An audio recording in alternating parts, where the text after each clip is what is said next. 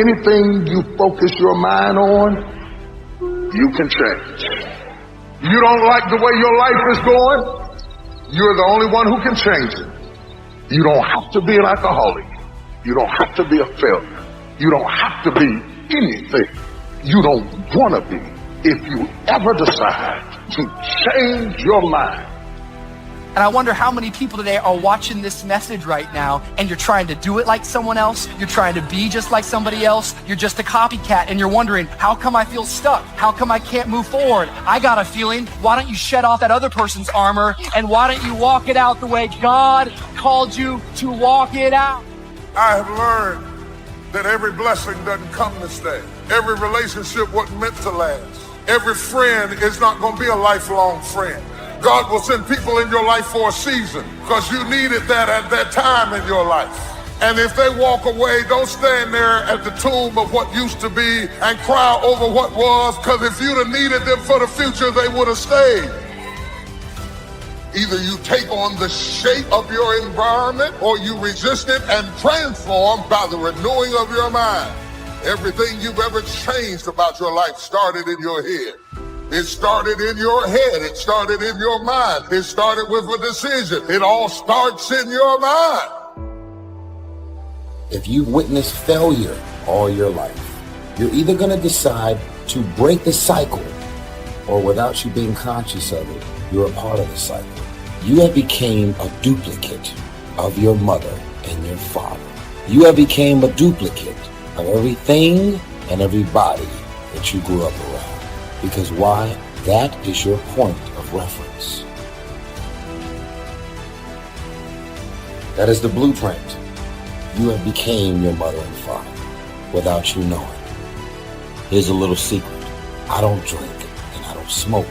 I don't do any type of drugs, ever. Because my life as a kid was consumed in all forms of alcohol and drug abuse. It completely turned me off. I decided I don't want to be like my mama or my daddy. People in my family, my boys, my homegirls, my surrounding, I want nothing to do with it. It was a conscious decision. I could have easily became a duplicate. And what you believe about what you can be, and what you believe about what you have inside of you, and what you believe about what God called you to do, and what you believe about what you're going through, that's what I'm talking about. The currency of confidence. Sometimes it takes you a minute to process what to do when right goes wrong. You're not ready for a new relationship because you can't figure out what happened in the old relationship because you said, I gave my very best and it went wrong, and so I have lost confidence in my best. Because you left me with the notion that maybe my best isn't good enough. So I'm not sure that anybody will ever see my best again. Because I did it from my heart. I did it from my heart. And now I know what young people do not know. Is that right can go wrong. When you're an eagle, you're meant to rise up. We don't rise up when everything's going well. We rise up regardless. You're trained to rise up on your worst day. That's who you are. In the worst of circumstances. No place for whining, complaining, being anxious, being negative. It's totally unnecessary. But when you borrow confidence from the wrong places, the interest rate is ridiculous. I'm talking about when you get in a relationship where you have to compromise your values to get your needs met. Y'all, that's worse than the check cash in place. It's an interest rate. And let me tell you another thing. While I got you fired up about all the people that you kept going to because you wanted them to validate you, but they can't because they're not God. They didn't make you. They don't know you like that. And they have their own insecurities. So leave them alone and get it from God. You keep trying to borrow confidence from people who have insufficient funds. They can't do it. They can't. As a man, my father was married to my mother for 30 years. I'll find myself looking for someone that reminds me of my mother, because that would be my point of reference. I will find myself trying to do all the things that I witnessed my father do as a husband. That's my point of reference. If my father is successful, he's an entrepreneur, he's constantly grinding, starting up new companies, negotiating, and I see him inspired and motivated all the time about life and career and trying to educate himself and further his way up the success ladder. That will become my blueprint and my point of reference for success. And I'll find myself wanting nothing more than to be a duplicate of my father, because that is my successful point of reference. Have you became a duplicate of your mother? Have you became a duplicate of your father? Have you became a duplicate of your parents, of your environment? See, I believe that we were all born individuals. God made me an individual. My head is not connected to anybody else. I am my own man. God made me individually me, so I can do and be and become anything I want to be. What is your point of reference?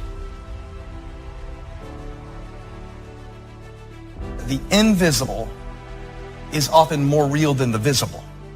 That sometimes the stuff that we collect, that we say is real, is less real than the stuff that we neglect because we can't see it. I'm talking about your state of mind. I'm talking about your relationships with others. I'm talking about the way that you process disappointment, those things, the way that you treat people who can't do anything for you, those things.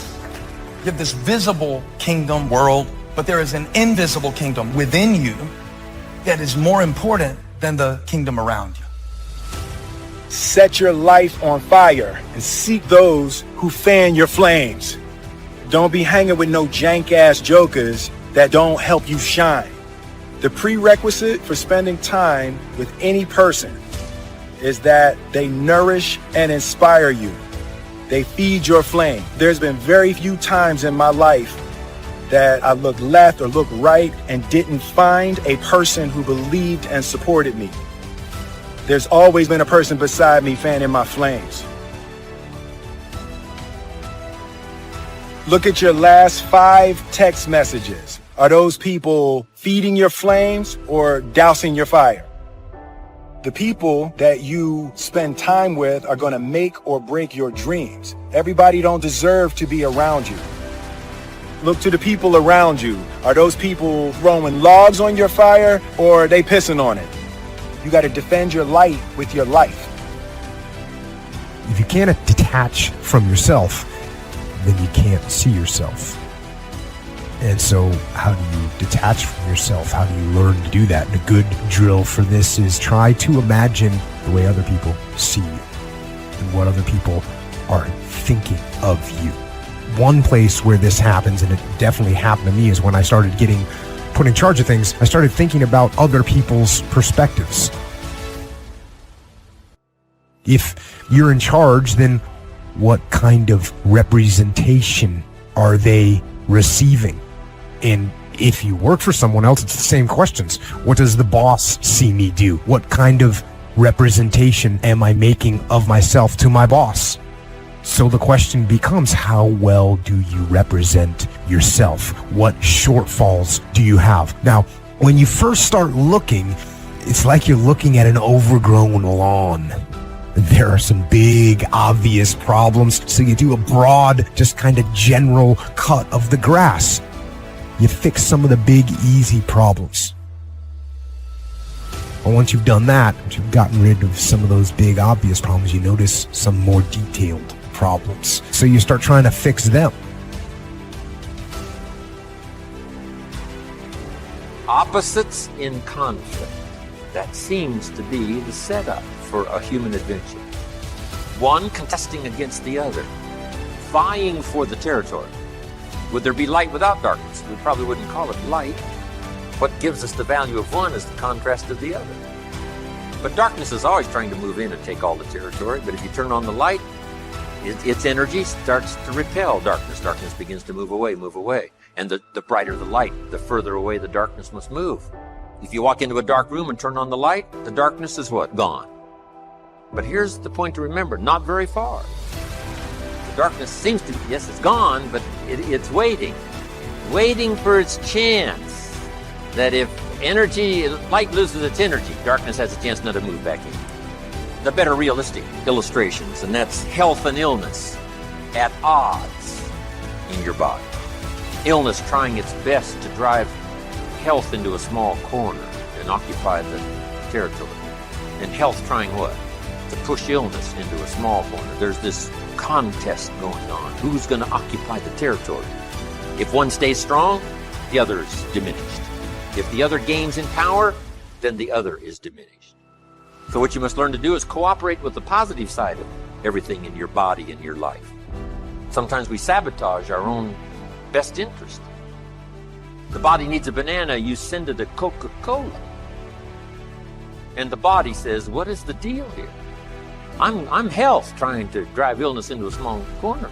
I ordered a banana, you send me a Coca-Cola. So the body could rightfully say what? Whose side are you on?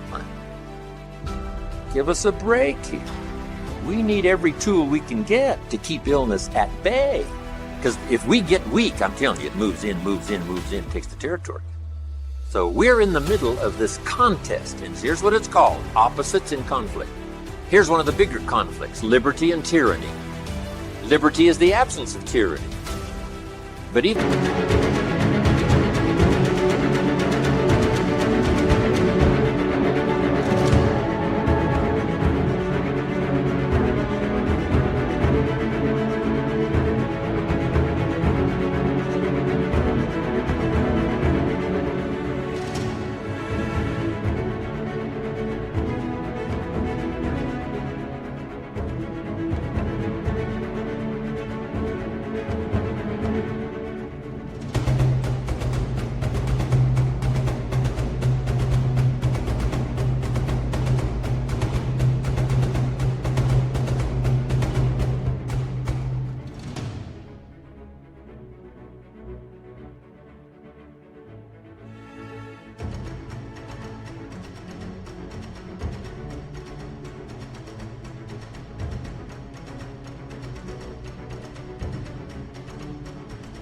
Even though tyranny is conquered, it's not very far away.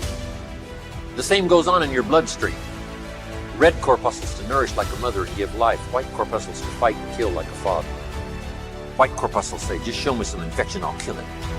If I don't kill it, what? It killed you. Somebody's gonna kill. In this contest, right? Good, evil, liberty, tyranny, right? Health, illness. Winning and losing. There's the struggle going on. But here's the key. It's the only way, it seems, it's the only way to create a human adventure. It doesn't seem to be any other way, currently. Now some speak of a new heaven and a new earth. Maybe the whole arrangement will be different. Could very well be, but in this current experience, it seems like to create an adventure, to create a unique human scenario, we need opposites in conflict. That's the deal. You've always got to draw a line somewhere and tell illness, hey, you can't have any more. You've got to throw up the barriers, draw a line in the sand. Tyranny cannot be rehabilitated. Tyranny can only be restricted. We must play this game. We must fight this game. But here's what it creates, a great adventure. Let me give you the ultimate now. Could you win if you couldn't lose? And the answer is no, it doesn't seem like it. You couldn't call it winning. You can't win if you couldn't lose. So that's the deal now. Negative, positive. Would there be negative, positive without negative? No, it doesn't seem like it. It seems like this is the current setup, for the foreseeable future. It looks like it's been that way as long as we can remember and as long as the history tells us. So here's what...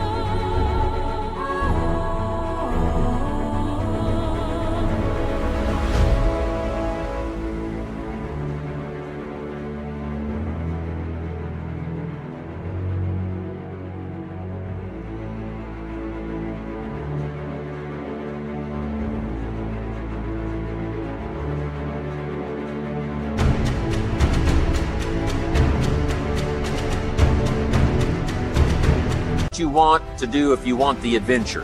You must learn to play this game, to work with all the positive forces to defeat the negative forces as early and as soon and as much as possible, to contain the ravages of disease that want to take you early. You got to fight back. You can't just leave it. Somebody says, well, I got my fingers crossed. Not a good philosophy. Jump on the positive side of whatever you want and see if you can't help out in this warfare and this push-shove match. That's the key. Don't neglect a new life if you've started the new life. What if you said to a brand new mother, where is your baby? She says, I have no idea. You would say, no, that isn't right. If you start a new life, you must care for it. You must protect it. You must give it life, give it nourishment. Now here's the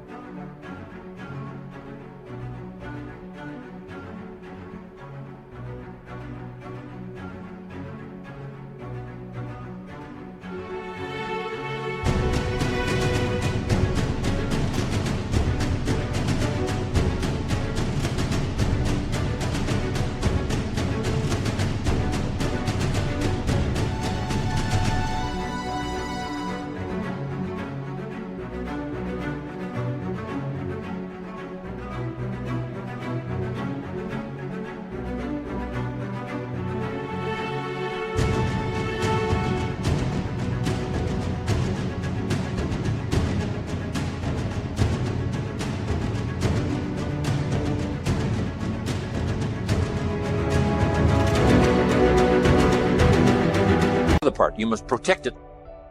That's why the old wise man said, we must learn to love and hate.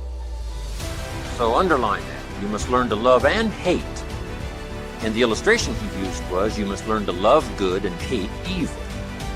To deal with the weeds in your garden, you got to hate weeds. You got to hate them enough to what? Kill them. You can't say, well, poor weeds. Say, no, this ain't the deal, poor weeds. Don't go soft on this stuff. You got to hate evil. You got to hate the weeds that are out to destroy your garden and rob your children of the nourishment they deserve. You've got to take the life of the weeds, or they will take the life of your garden. Somebody's going to get killed. Remember? So, learn the good evil. Now here's the greatest battle in the mind. Here's what you must not become: a victim of yourself. What is that insidious voice inside your own head that says, you're too short, it'll never work for you, you're too tall, right? It's over for you, right? It's never worked for you before. What gives you any idea that it'll work for you now? You've never been able to rise up and take charge of your life. What makes you think you can do it now?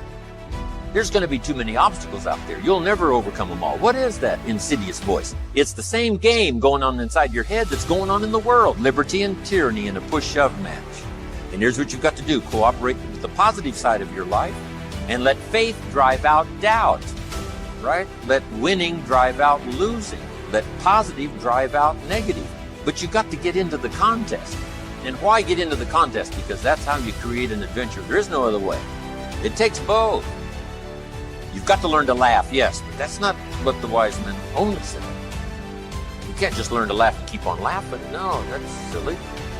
It says there's also a time to cry. You've got to learn to both laugh and cry. Then it said you must be so sophisticated as not to laugh when it's time to cry. That now gives you an understanding of what life is all about.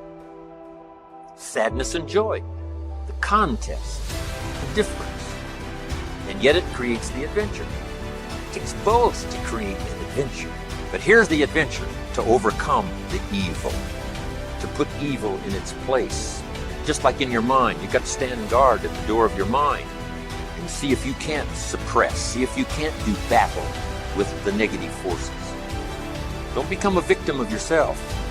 Beware of the thief on the street that's after your purse, but also beware of the thief in your mind that's after your promise. And see if you can't engage in this mental contest and win the day.